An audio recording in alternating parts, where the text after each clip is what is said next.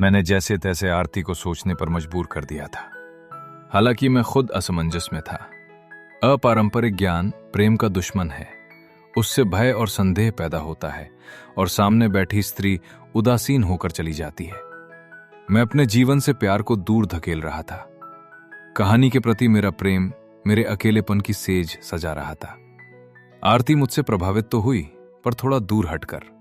वो छूटी नहीं, आती जाती रही। मुझे कहानी ही लिखना था। कहानी मुझ पर तारी होती जा रही थी। बल्कि यूं कहूं तो सही होगा कि कहानी के प्लॉट को खोजते हुए मैं स्वयं को नष्ट कर रहा था, जो अनिवार्य था। फिर मैंने पढ़ा, मां निषाद प्रतिष्ठाम त्वम अगमः शाश्वती समाह यत क्रौंच मिथुनादेकम वधि काम मोहितम। हे निषाद, तुम अनंत वर्षों तक प्रतिष्ठा प्राप्त न कर सको, क्योंकि तुमने क्रौंच पक्षियों के जोड़े में से काम भावना से ग्रस्त एक का वध कर डाला है।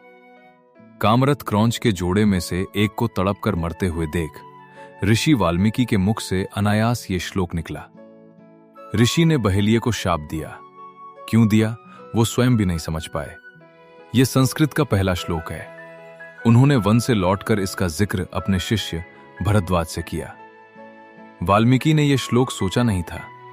बाद में स्वयं रचयिता यानी ब्रह्मा ने उनसे कहा कि महर्षि, आप श्री राम का चरित लिखो, इसी श्लोक की संरचना को आगे बढ़ाते हुए। आपको राम का चरित अपने अंतर्ज्ञान से पता चल जाएगा।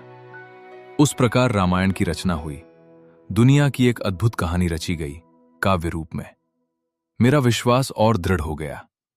कहानी सोचकर नहीं लिखी जा सकती, बस कहानी ही है, बिंग बैंग से लेकर अब तक, ईश्वर के होने से लेकर न होने तक। कविता भी कहानी ही है।